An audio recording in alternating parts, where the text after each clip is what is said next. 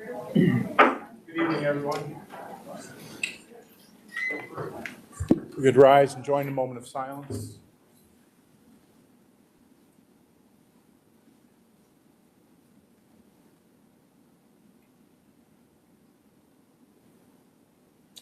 Thank you. Pledge allegiance to the flag of the United States of America and to the republic for which it stands, one nation, under God, indivisible, with liberty and justice for all. Thank you. Welcome. We'll do our roll call. Dr. O'Neill. Present. Mr. Heater. Present. Mrs. Barnes-Griffin. Present. Dr. Washburn. Present. Mr. Irvin. Present. Mr. Lowe. Present. Thank you. Dr. Reynolds. Yes.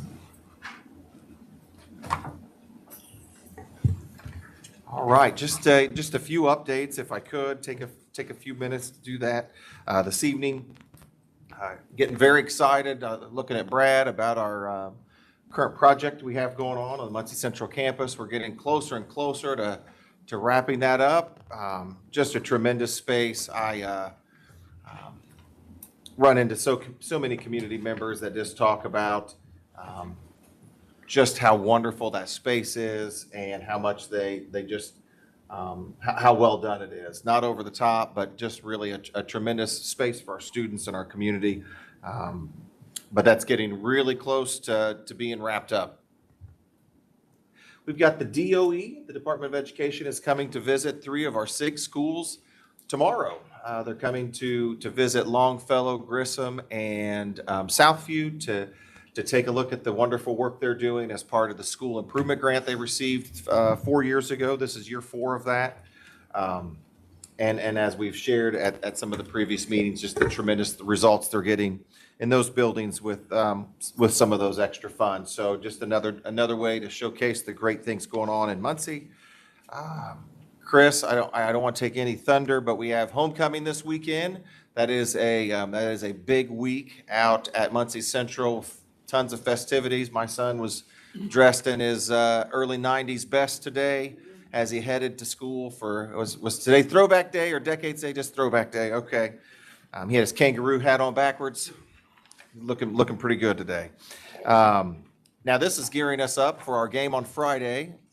We have a homecoming parade at 4:30. Hope that you can check that out. I've ordered 24 pounds of candy to throw out. I'm not gonna run out this year. And then followed by our game at 7:30 against the Richmond Red Devils. That will be our 1,000th high school football game at Muncie Central High School. So I guess when you're the longest standing high school in the state of Indiana, you'll play more games, right? So 1,000th game. Okay. All right. Does anybody know the record? 1,000th game. Yes, I saw the record, and we're going to tout the 1,000th. Yeah, that's right. That's right. So that's coming along. Athletics are wrapping up for the fall season. We began sectional play, I believe, last Saturday with golf. And then that will kick into high gear as we go through the end of September through October, and maybe even into November with the football team. So get out and check out some of your high school athletics.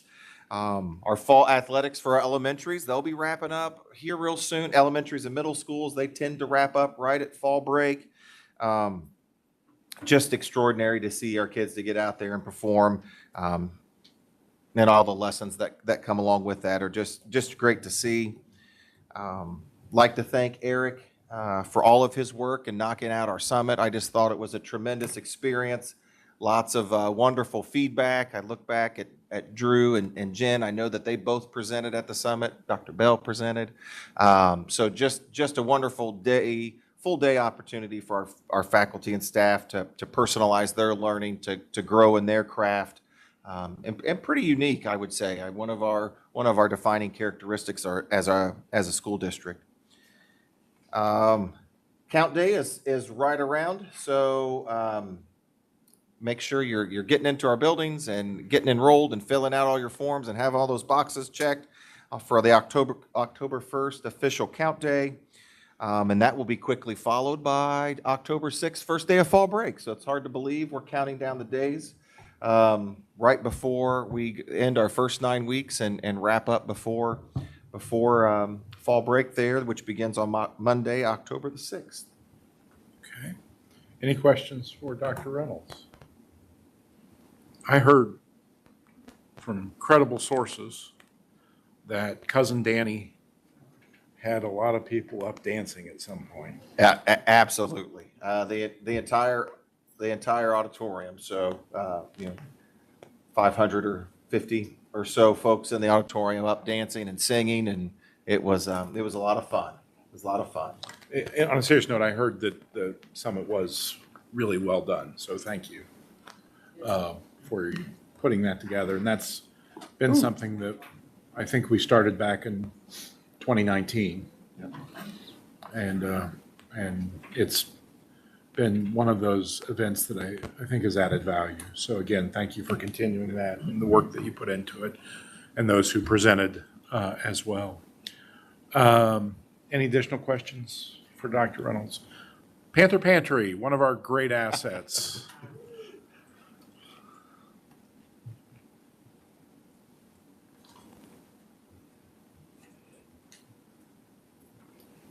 Thank you for having me. So,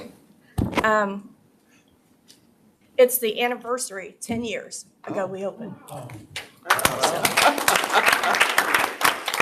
Sorry, I'll try not to cry. When she told me I said I'll cry, I always do. So we are going to have an open house in February for it, and you'll all get invitations. But that will be the 10-year anniversary of I always call it the family food giveaway, but it's the big idea. So we started it at Southside. And now they're in 45 schools, and so we decided to have it then. So we hope you will come to that. I just want to thank everybody, our donors, our volunteers, especially our volunteers, because my health hasn't been the best in the last 2 years, and those volunteers have stepped up, and those backpacks are out there. And the kids are always grateful to get them. The parents are always grateful to get them. But I think you all know what the pantry is, don't you? So does anybody have any questions? No questions. I just, on behalf of the board and personally, thank you and all your volunteers and all of our donors for such an amazing act of grace for now a decade, and for the benefits of our families and children. It's just remarkable. I brought some things down, I think, Yes. a couple, 3 weeks ago, and I did not get a chance to see you, but I'm just so proud of that work and that resource for our students. So thank you for giving so much to that ministry. And it's very important. You didn't know this, but you're going to be told now. So the day that I got that, I had a phone call from a parent who wasn't bringing their kids to school because they didn't have clothes. So they had clothes. So thank you. You're welcome. You made a difference. And then we were able to give them emergency food too. So, and now that kid walks around with a big grin on his face and everything like that. So thank Well, you. wonderful. Thank you. Thank you. What's your biggest need, Deb? Well, food. Food. It's expensive. Second Harvest doesn't hardly have food. And so I have to order the food at the grocery. So food is number one. As far as clothes, sweatpants, both girls and boys. I can't keep those in stock. I just can't. So that's our biggest need. And one other thing. The pantry it's important for kids to have dignity. And this bag helps give them dignity. So are bags like this. So we are looking for sponsors to help us to continue giving these bags. They have to get a new bag each week for safety reasons and things like that. So our sponsor, who's done it for years, is now going to help the pantry in other ways. So we are going to need, like if somebody has an event and they have bags left over, we can take those. They don't have to be the same. So those are our two things. I do want to say something. We were able to help a student from Grissom the other day. Their shoes have broke. They didn't have them. They came over and they got a brand new pair of shoes, which was wonderful. The big grin on that kid's face was something. Also, we have been approached by, I can't say, but from other schools outside our district about opening a pantry or a backpack program. So we have been looked upon that way. So in terms of the food,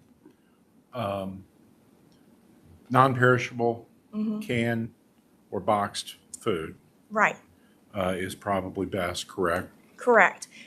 This Saturday is Stuff the Bus at Payless.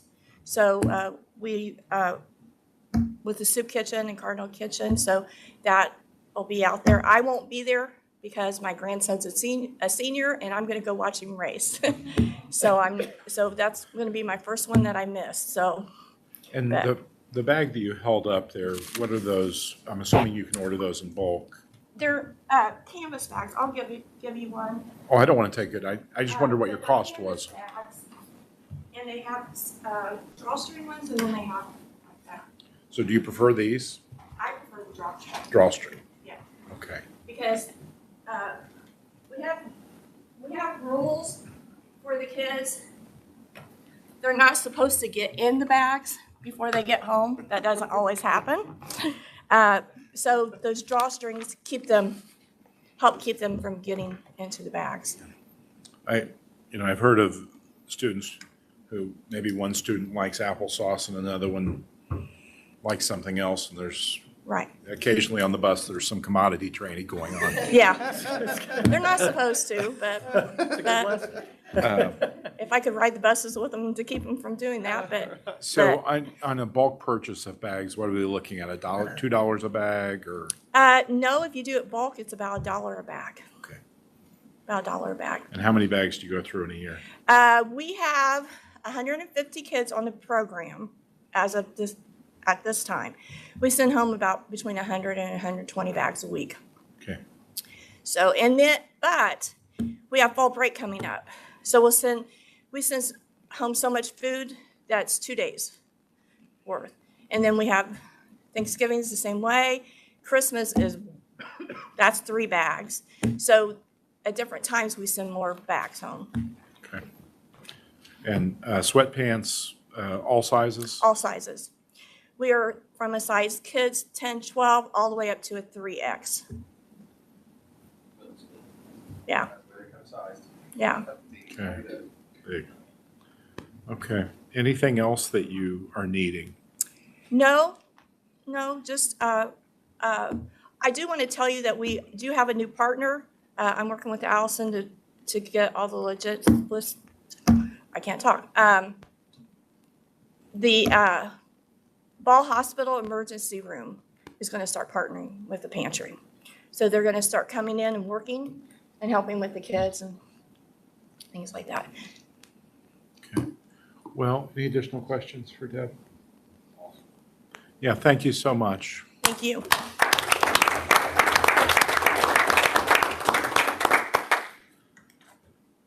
Okay, Muncie Central. Mr. Walker, how are you today? Good, how are you? Doing well, thanks. Good to see everybody. Thanks, Latasha. Well, good evening, Dr. Reynolds, members of the board. It's that time again where here we are. We're kicking off our school presentations for the school year. Always look forward to going first and letting you know the great things going on at Muncie Central. I've got a few things to highlight, and then I'm going to follow Brad DeRome's advice and be bold, be brief, and then let the real heroes of our building get up here and talk, because they're the ones, boots on the ground, doing all the great work in our building. Have been for many years, but definitely this year as we get started. First thing I want to highlight is you see a couple pictures there that we had Cynthia as the start of our presentation, but we started something new this year, Bearcat shout-out chains. Stole this idea from maybe some football teams. You get a turnover and they put the chain on you and they kind of pass it around to whoever gets the most recent turnover. But so what we did here is we highlight 2 staff members each time that we're together as a faculty, whether that's a faculty meeting, an early release day. We did this at the summit in our breakout session just last Friday. But the beautiful thing is once we selected the first group of winners, then those winners are now responsible for passing the chain on to other staff members the next time we're together. Doesn't have to be a certified teacher or administrator. Hopefully it's not an administrator, but we want to recognize the great work that's going on inside the building and inside the community here at Muncie Central. So our first round of winners were, we affectionately call him Uncle Don Scaife, and Tandre with Legacy Life Security. Boy, we have been blessed to have Don and Tandre in our building all day, every day. They build great relationships with our students, our families, our staff, to just make sure that at the end of the day, that we're safe and we're sound. And they do a great job with that, so we recognize them. And then Coach Burrish, not because he's our new football coach, but anytime you can beat Delta to start the year, and I just left it brief, you beat Delta, you get the Bearcat shout-out chain. So they then passed it on to Shay Hill and Rhonda Reynolds. Rhonda holds it down in the main office for us. Shay has been with us for many, many years, a proud graduate of Muncie Central, teacher, coach, serving as an assistant athletic director this year for absolutely no increase in pay, Brad or Chuck. But we just added a lot of responsibilities to his plate, but doing a great job. And then Rhonda passed it on at our summit to Tacoma Archuleta, who is a teacher in our building, cross country and track coach that pours a lot. She about had everybody in the room crying because she talked about when she dropped her baby Gabe off in 6th grade the first time. And here's this young kid, Tacoma, that I think she told the story, Chuck, that she called you said, go home. She made it halfway home, turned around and came back and watched practice from the parking lot to make sure everything was going okay. And then the rest is history. So she passed it on to Tacoma, and then Shay passed it on to Miss Jensen, who you'll hear about here in a second, who is the Swiss Army knife at Muncie Central and does a little bit of everything. So now Tacoma and Jen will pass it on the next time we're together. So we've got a lot of positive momentum with this. Texas Roadhouse has been a great partner. They actually give 2 $40 a piece gift cards to the winners. So now there's some skin in the game for our folks. And it's funny because Tandre was joking that the teachers were looking at him a little bit different after he received it and knew he was passing it on. I don't know if they're politicking behind the scenes, but I think they want that Texas Roadhouse gift card. But really proud of our staff, and just a fun way for us to celebrate each other. Next thing I would highlight is graduation rate increase. So no, we can't say it just yet. I think we're a little embargoed, but would like to share with the board the hard work that a number of folks have put into this. For the first time since 2019, you'll see that the class of 2025 has the highest graduation rate at Muncie Central in a 6-year time span. It's a 9-point percentage increase over the last 2 years since 2023. Our partnership with Cradle to Career is fantastic. The resources, you're going to hear a little bit about our freshman academy tonight, but a number of the supports that we are able to put into place at Muncie Central to ultimately, it benefits our community when our students graduate on time. And we're not always just interested in the quantity. We want to make sure that's a quality experience and add value to our students and families for having chosen Muncie Central. And the graduation rate is probably our number one indicator of success for us, and we're really proud to have the rate that we have. And obviously we're not done yet. We still have room to grow, but really proud of the work that's going on at Muncie Central. So stay tuned for that. You'll see that come out before too long, but I can safely say that you'll see a 9 in the first number of that, which is the first time that's happened again since 2019. So great work to our staff. And then we'll talk a little bit about Freshman Academy. We'll bring up a few folks here in a minute, but Freshman Academy launched this year at Muncie Central.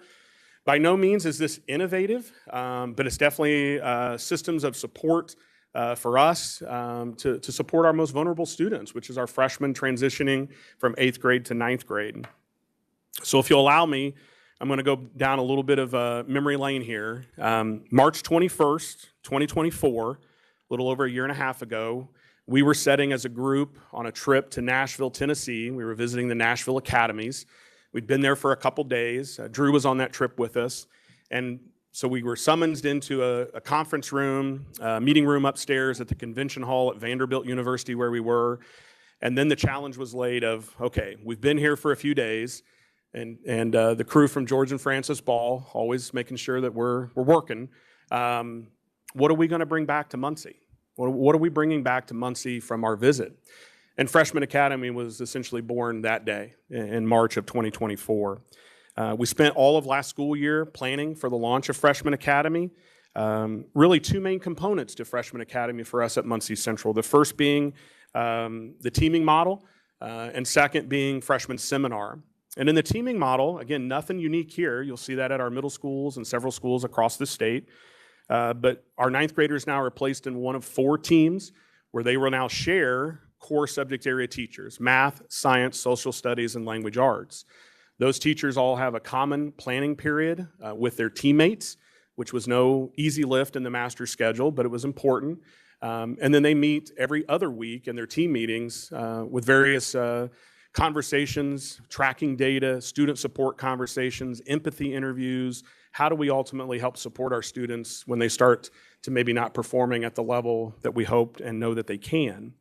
So that's the teaming model. The freshman seminar piece is a course that we're offering at Muncie Central. So first semester, we will go into the introduction of communications. Second semester will be more of a computer science-based course. Those 2 courses are now required courses for graduation for our freshmen, starting with the class of 2029.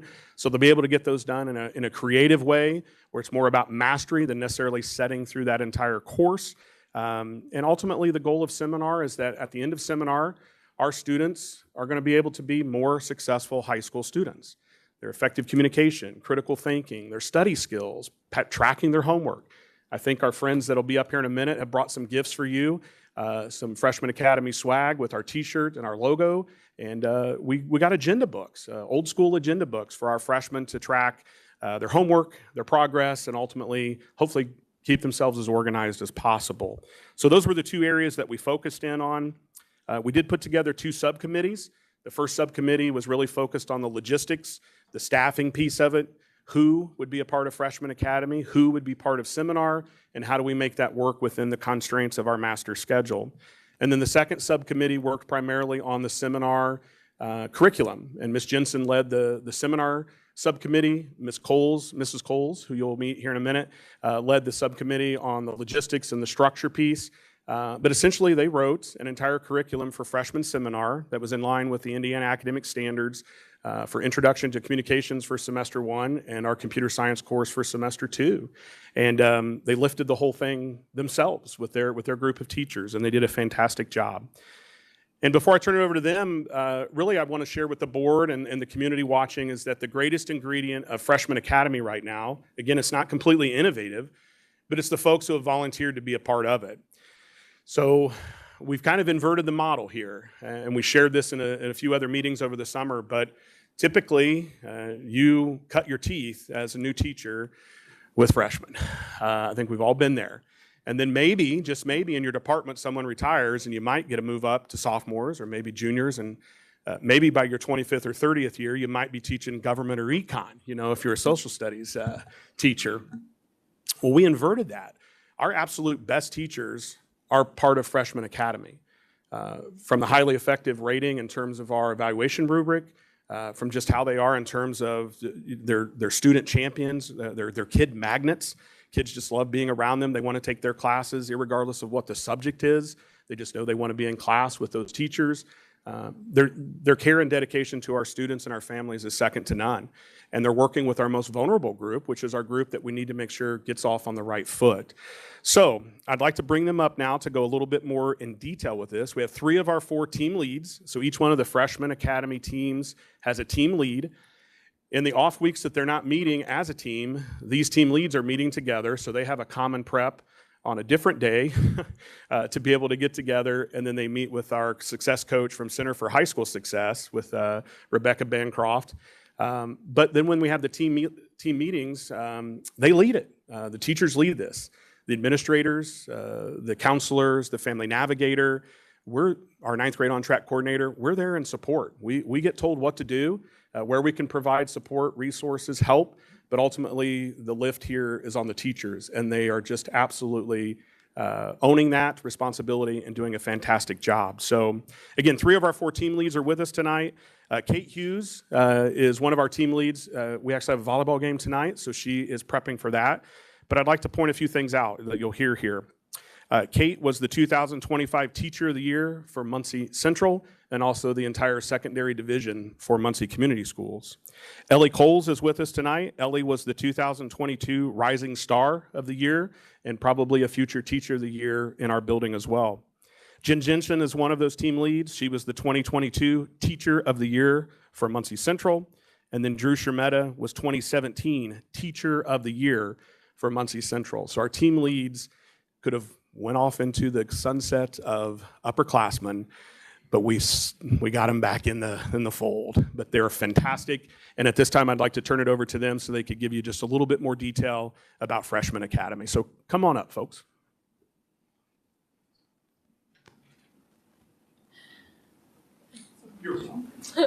I hate to say it, he stole some of our thunder a little bit, but it's all right. Can you actually scroll back up to that top slide, if you don't mind? One more. Yeah, right there. So this is Ms. Jensen, right? She, way back in last school year, started thinking about the seminar section of this Freshman Academy situation, which we'll talk a little more about. I took over the structure and the staffing committee. So that particular committee was made up of teachers who were interested and willing to begin thinking about like the logistics of creating a schedule that works with our teachers and creating this sort of teaming model in a way that was actually going to fit within the constraints of our building. So we met multiple times throughout last school year to talk about logistics, to make progress on how things were going to be organized. And then ultimately, we ended up sending out some interest surveys to teachers about, hey, would you be interested to be a part of Freshman Academy, being one of our 9th grade teachers? And or would you have interest in being a seminar teacher? So we ended up having some teachers that teach seminar and are a 9th grade core content teacher, and some that are just one or the other. But then from those responses, we were able to create those teams. We took our numbers from the 8th grade numbers from last year and ended up with about 15 seminar sections of 20 to 25-ish students, and then 4 teams of those core 4 teachers with math, science, English, and social studies. And that was the most conducive way to sort of arrange those freshmen so that they were on individual teams. Walker talked about the common planning periods. That's like an integral part of the Freshman Academy experience, is that those 4 teams can individually meet as teams to talk about those students, but then also have access to that student data. So the team 1 or team 2 data is specific to the kids on those teams who share those 4 teachers, and those teachers can talk very directly and intentionally about what of their students need more support or more help in different ways. The seminar section also focuses on a lot of the different things like the SEALs and the career pathways and things like that, but our data is also influencing that as well, right? The things that we talk about in those team meetings are also used to think about what direction are these kids going? Which direction can we push them that is going to help them succeed in the best way? So then that next slide lists those 4 teams with the 4 core teachers. The names in bold are the team leaders, and then in each team, of course, there's math, science, social studies, and English, and those are the 4 teams. So collaboration is a huge part of the ethic of this, as you've heard from Chris and from Ellie as well. We have a consultant from Center for High School Success, that is Becky Bancroft, who meets with us every other week virtually over Zoom. That's an incredibly productive meeting. She's very organized. She's done this with other schools, and she knows exactly what she needs to do with us. but she's also flexible to meet sort of our school's unique needs. She came to us in July for a day of training, and all the seminar teachers and all the freshman academy teachers were in on that meeting. These two plus Kate and Mr. Walker are going to a leadership summit in November in Arizona. To learn more about what Center for High School Success tries to develop in its partner schools. Another key partner in this has been our data team. Forgive me, I don't know what their actual title is, but like Emily Shepard, Phil Boltz, Liz Showalter, they've been remarkable partners to us, creating an incredible, not only, if you would slide to the next slide for a quick second, an incredible database for us that's very, very user-friendly and visually easy to make sense of.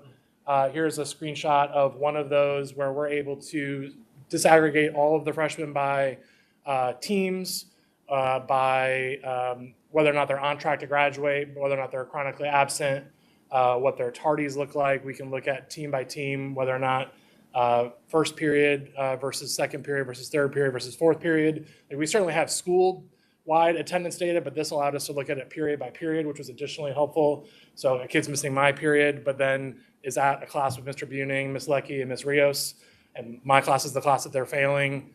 Well, that's maybe a correlation there, if not causation.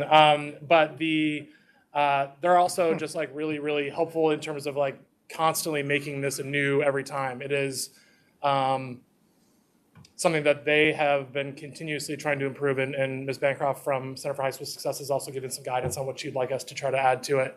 But that team's just been spectacular in making a tool here that really just kind of felt impossible to us when we first got started.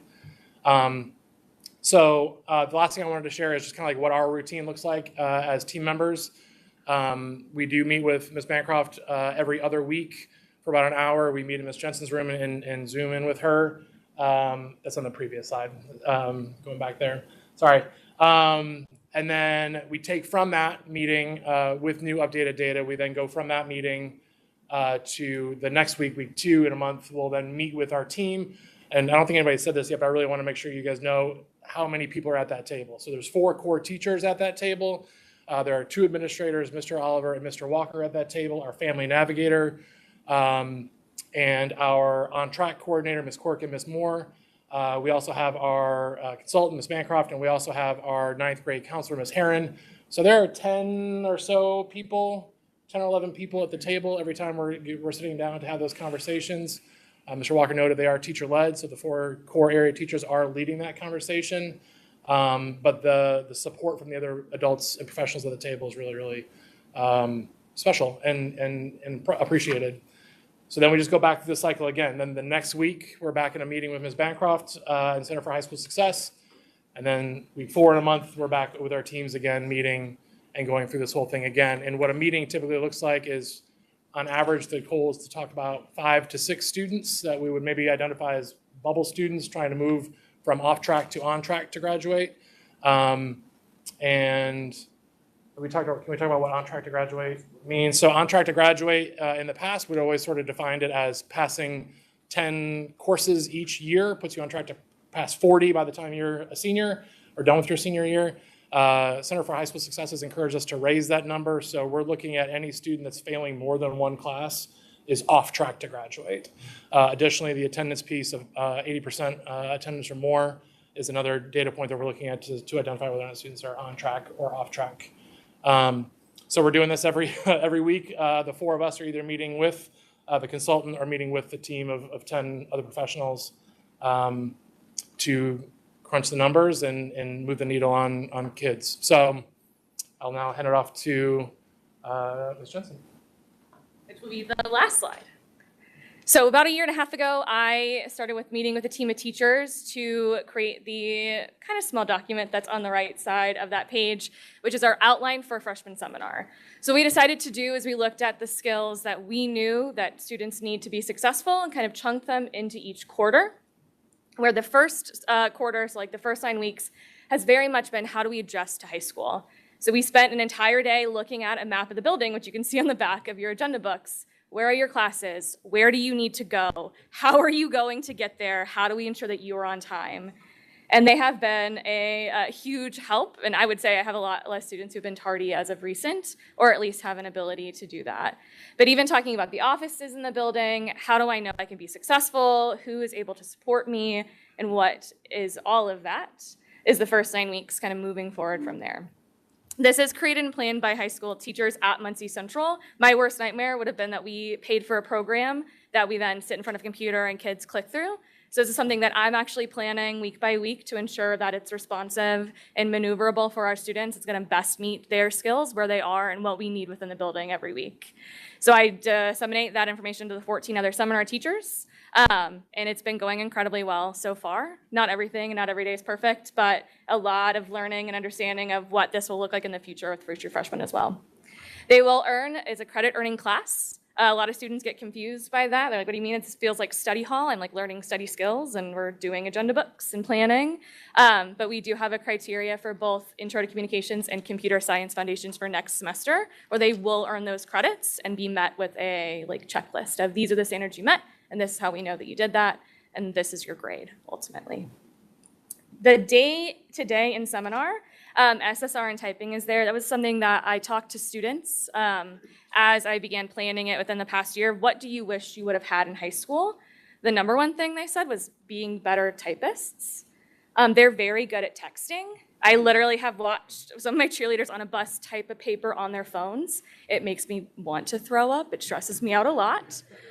They feel comfortable with this. They don't feel comfortable on a keyboard. So 30 minutes a week they're spending on typing.com learning to be better typers. We've seen about a 5 word per minute increase in the 6 weeks we've been in school. Our top person right now is at 75 words a minute. Very impressive, actually. The other part of their day they start in seminar is silencing reading. We've brought that back, where they find a book that they are interested in reading and want to read, and 30 minutes a week they're reading. Not every day is perfect with that. There's some teeth pulling sometimes, but they all have a library card. We spent time in the library encouraging them to find a book they're interested in or change the book if they end up not liking it. So that's the beginning of each seminar class. It's time for them to do something that we all want to do but may not have that time built in for. Then there's some kind of content, and then they end with their agenda books and kind of a study hall time. We can check grades, check in with students who need to be checked in with, and have an understanding of what that looks like. We've also had community partners come in. TeenWorks and Upward Bound have come in to speak about their programs to the freshmen. I know Mr. Walker has a long list of people who want to come in and meet with our freshmen, so we're working to adding them in as we go as well. And then the agenda books you all have, this is something that I was kind of passionate about. I love technology, but there's something about a physical planner that just hits different, and it's something that they don't fully understand yet. So it's something that we're really working with them. Today's lesson was actually a refresh on the agenda books. Do you have yours? Do you know where it went? What are you writing in it, and how can we encourage you to find a way that works for you to use them? I gave you a lot of information all at once, so I'm more than willing to answer questions. Questions? So what in 6 weeks, what have you learned? I mean, what's the aha, we ought to do this, or we shouldn't do this, or? I think I went a little hard and heavy at the graduation changes to start, where it was a lot of information for them to process. So I need to, next year, slow that down and do each seal, the enrollment, enlistment, employment, a little slower to provide the students a chance to really think about what their future looks like, which is good. But the students have learned very deeply about their graduation pathway. We just created a portfolio website for them that'll follow them throughout their high school careers. We cleaned out their Google Drives. They had things from 3rd grade in their Google Drives, which I didn't think about. They were like, I did this in elementary school. And I was like, oh, you have had this Google account that long. That is true. So we were able to clean those out and really get them settled into the building. What about everybody else? So Jen and I we end up sharing a lot of the students she has in seminar are students that I have in English class, just by nature of, the movement throughout the building. And so it's actually been really insightful to get to talk with her about when kids come from English class, they go to her seminar class, what are they working on? My work, which is awesome. But what it's showing me is that the time that's in seminar where they're writing things down, up in their agenda book, they're keeping track of their deadlines. They're doing much more thinking about what's happening within the school day that I think in general they don't. When the bell rings, that class is done and they move on.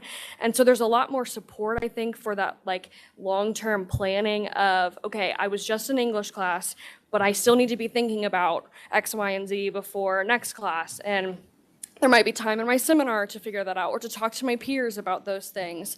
And then from the team side, right, like if I know that someone is struggling solely in English class but doing well in math and science and social studies, I can look at that and look, their attendance, their grades, like Drew's talking about. Is this a me thing, or is it first period and we're having transportation issues? And so those supports have always been there. We've always been trying to take care of, first period tardies and things like that, but having a more structured time to look at that data has been really helpful. And I'm already seeing, students that we met with in this first cycle to talk even just on a basic level of this empathy interview of like, how's it going?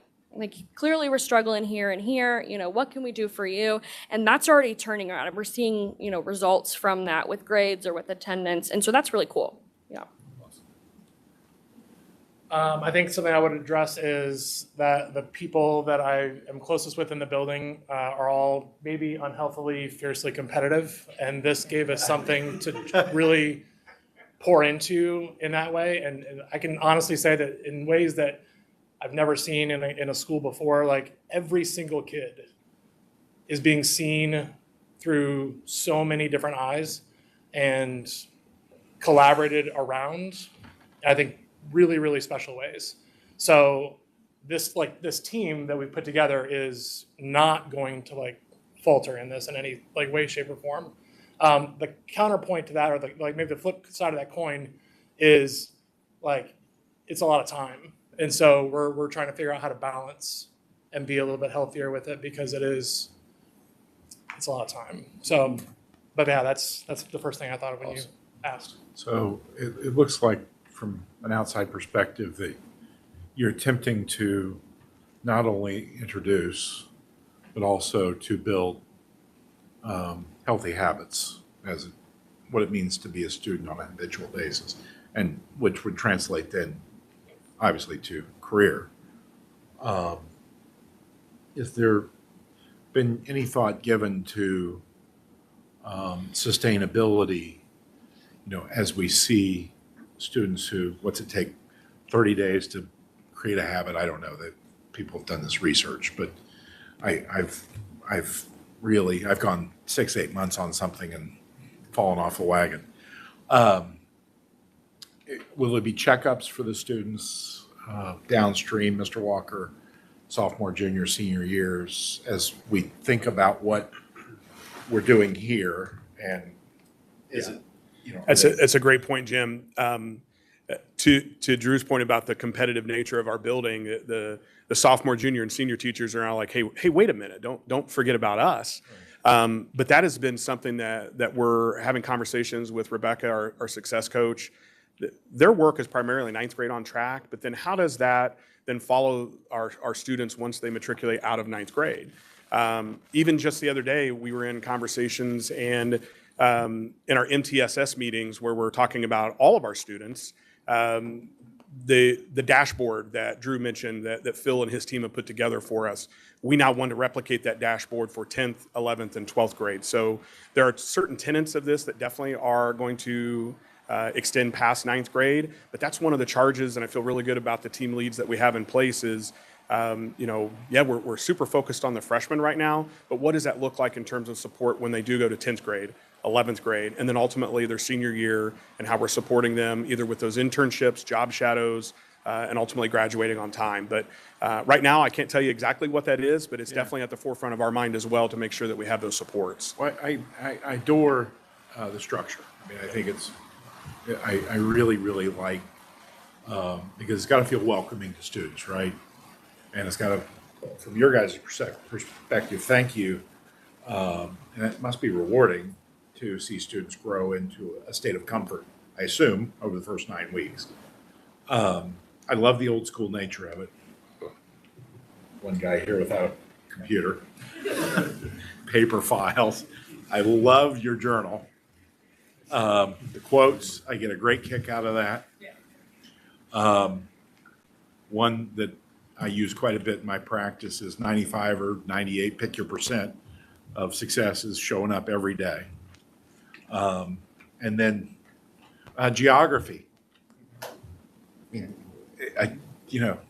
Perfect. And then the geometry. Again, how'd you pick this? I was school date books is who we went through for those, and so they sent me like templates of things they'd done, and I sat and I said, okay, like what are the things that I think our kids need to have a reference on?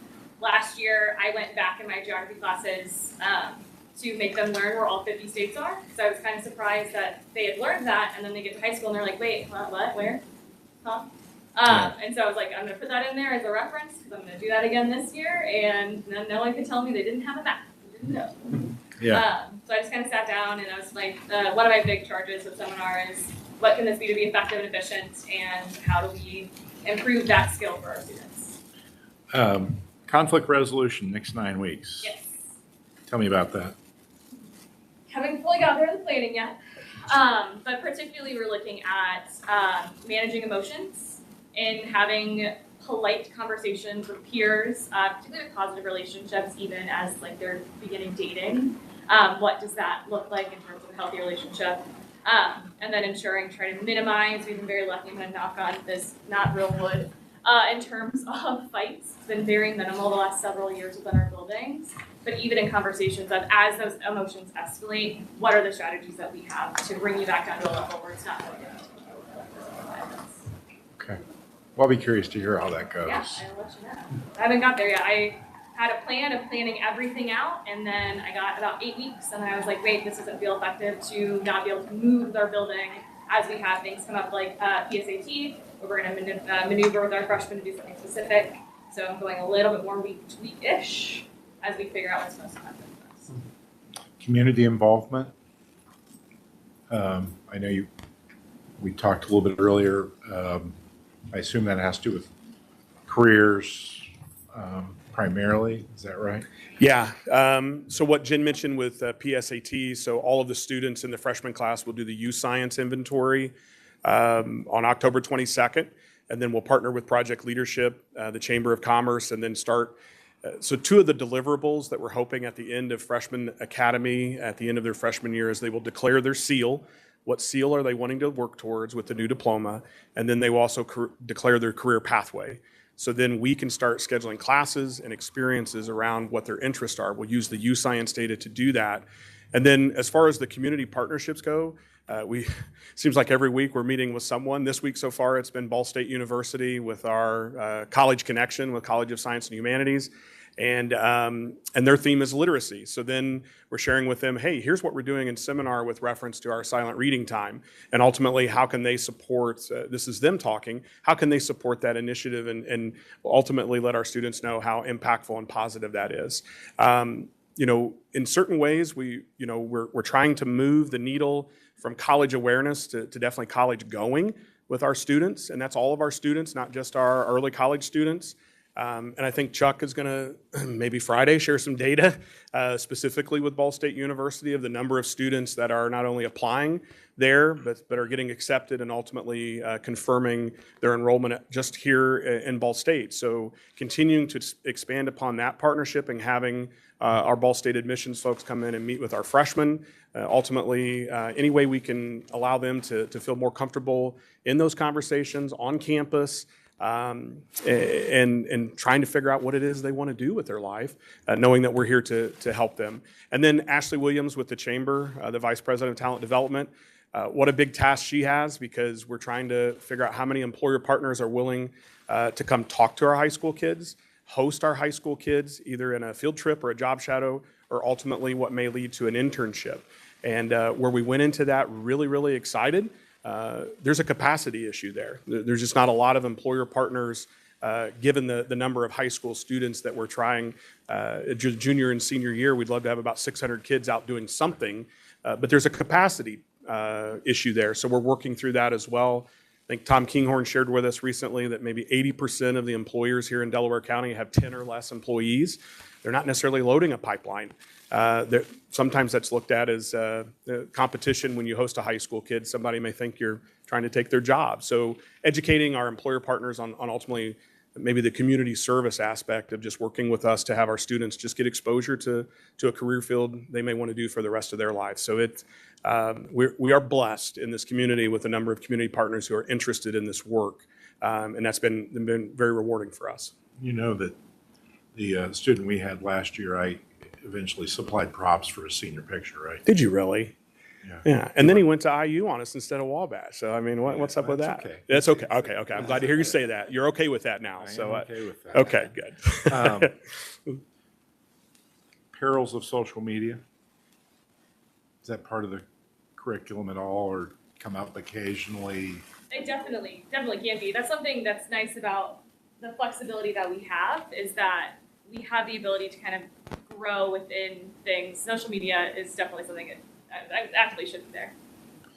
Well, when I mention conflict resolution, I see, I've pretty well declared a hiatus from it, but I see conflicts developing much more rapidly Yes. at keyboards or than they do face to face. Yes. So I just think understanding the perils of that to mental health and ultimately perhaps to physical health are important. Is there anything you need from us? You add more hours to a day. Yeah. I would love to be able to do that. But yeah, any way we can be that's possible of providing assistance or support, let us know, please. We'll see what we can do.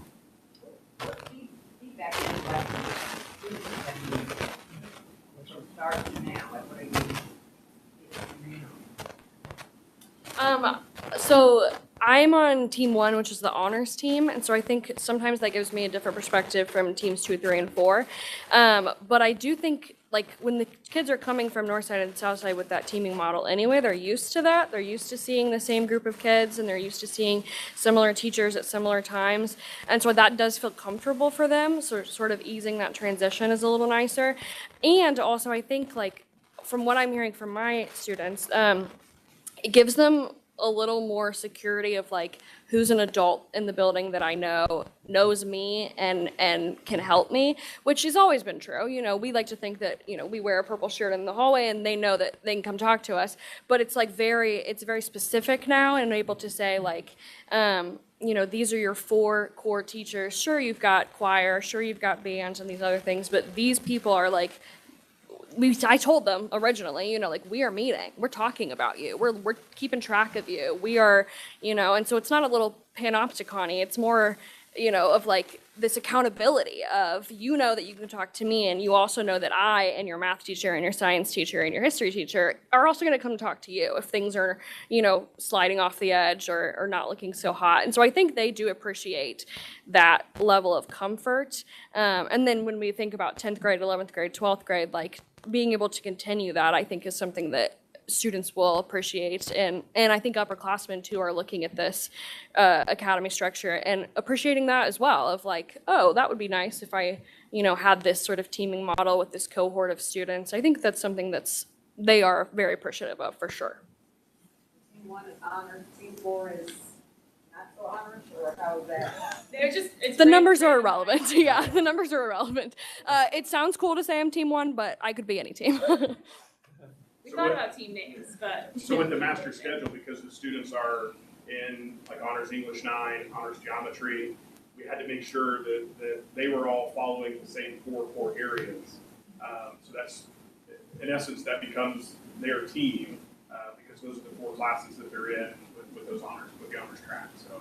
I still want team 4 to be like they're in the. No, absolutely not. No, the team 1 has all the pressure because they should have 0 students off track.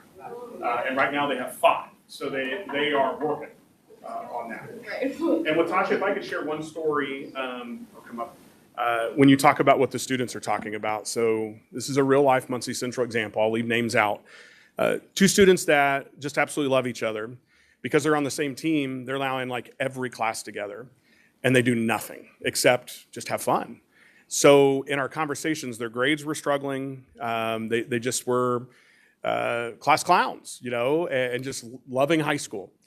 Through the teaming model, conversations start happening. Next thing you know, the students find out that their core teachers are talking about how they're just maybe not compatible to one another when it comes to their academic success. They were frustrated. Their parents were a little frustrated.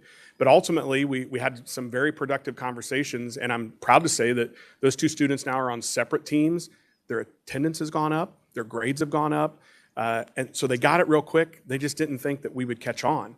And we caught on. So just a little real life example of some intervention there. So, yeah. And Jim, if you would allow me, just as we wrap up here, we need to do a few thank yous.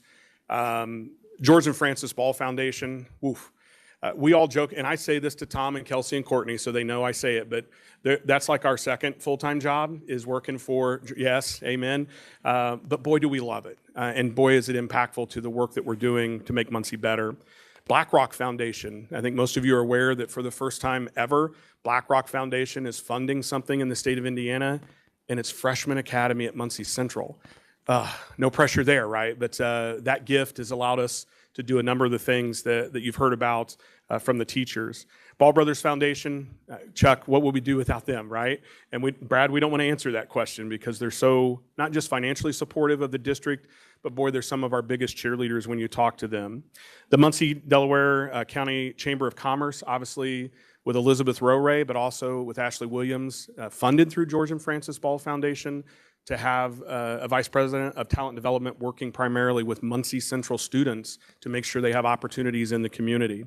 The city of Muncie, Mayor Ridenour, was in the room on March 21st, 2024 when we started talking about this in Nashville and has been a big supporter of the work we're doing. And project leadership, obviously their partnership is critical. And finally, I would say to our school board, to our community members watching, our families, and to our central office.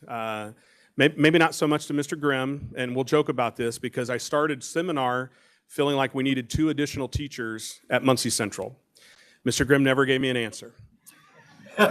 So Chuck and Brad, you've coached him up well. Dia, maybe even better. We got a few months into it. I said, Eric, I think I can do it with 1 additional teacher. Okay. Then we got to a point where we didn't think we needed additional teachers, but I had a retirement in FACS, and I said, we're repurposing FACS freshman course offerings. I think we could repurpose this into a different subject area. Okay, now we're talking. We're at a net gain, right? We absorbed the FACS position because we didn't need it. So I'm joking, Mr. Grimm, you know I love you, I'm joking, but we've done this about as cost effective as you can. We are 1 less certified staff member than what we were last year for the head count. And the quality of the support has done nothing but go up. So thank you to the flexibility and the support that you've given us. Our team members here are fantastic, and we are looking forward to coming back at some point to let you know ultimately our progress and our results for the class of 2029. So thank you. On behalf of the board, I want to thank you, Mr. Walker. I want to thank all your team leads and your teams for undertaking this bold step. Continue to be bold. If you need something, let us know. Obviously, be flexible as you approach. I know you've got a structure and an outline, but feel the freedom to innovate as you work through it. And again, thank you so much. And we'll look forward to hearing back maybe late in the year. Absolutely. Okay, thank you again. Shirts for you guys as well, besides the Freshman Academy t-shirts. Oh, fantastic.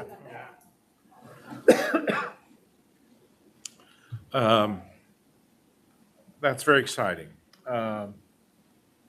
We are on to our consent agenda, and I believe we have one of our new hires here this evening. Sir, come on up.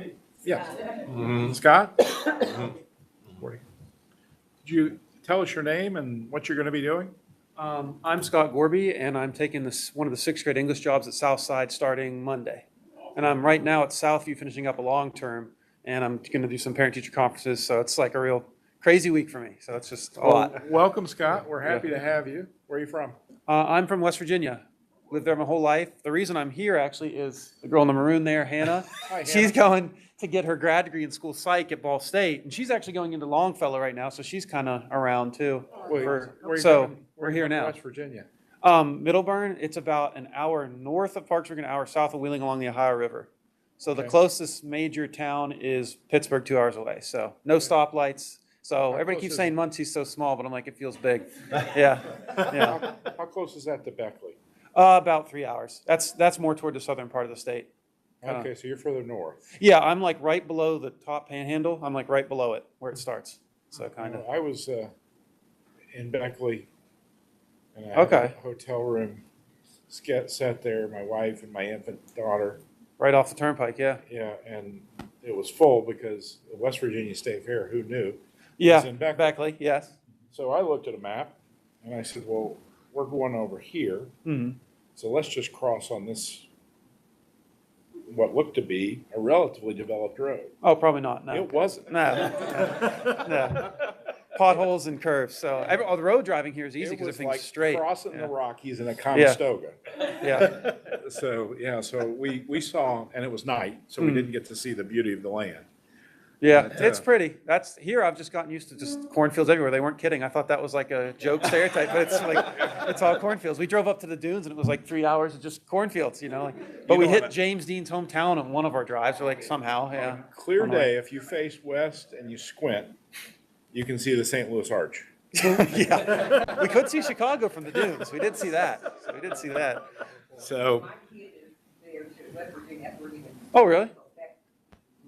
Oh, my brother lived right by Bluefield for a while working. All the things y'all just said. Yeah, so, 2 hotels in the town. yeah. And Bluefield's a lot bigger than my hometown. It's 20 miles to Walmart for me. So, yeah, Bluefield's Well- a bigger town than I'm used to. we're really pleased to have you, and we wish you the best at Southside Middle School. Those kids need you, and teach them up. And Hannah, Yeah. as you complete your degree, and you guys, we'd love to have you stay. So if you like cornfields and She's more Midwest. She's from Ohio, so she's a little more Midwest than I am. So this is Okay, more her yeah. speed. She's actually was born here, so she's got a little roots here. so you were born in Muncie? Yeah. Okay. Where are you from in Ohio? Okay, so Steel Country. Yeah. Okay. Well, welcome. Yeah, And we wish you the best. Thanks We've for been coming. liking it here. It's been about 2 Thank you months. for Thank you. coming. Nice to meet you. The rest of our consent agenda is set forth in your packets. Thank you to our donors. Any questions concerning matters in the consent agenda? Move approval. Hear a motion for approval? Do I hear a second? Second. Motion moved and second. All in favor signify by aye. Aye. Opposed, same sign. Okay, we'll show the consent agenda as passed. Anybody have anything for the good of the order? Okay, I just want to say amen to Kay Rankin for teaching me how to type. The bomb. Me too. I think she taught everybody. Home row, home row. Home row. my guess is, Keith, that you learned to type on a manual. Oh, absolutely. Okay. Yeah. Yeah, I learned to type on a manual. So. It was the last year that me. Well, it was interesting, Mr. Walker, we had an employee at our firm who, she's mid-20s. She's very capable and doing a wonderful job, truly. And early on, she looked at the IBM Selectric, which at one point was top-of-the-line memory typewriter. And she said, Mr. Williams, is that a fax machine? So, things change. They do. Okay. Mr. Klotz, anything from the media? Okay. Thank you all. Would entertain a motion to adjourn. Been moved. Do I hear a second? All in favor signify by aye. Aye. Stand adjourned. Thank you. Emmons.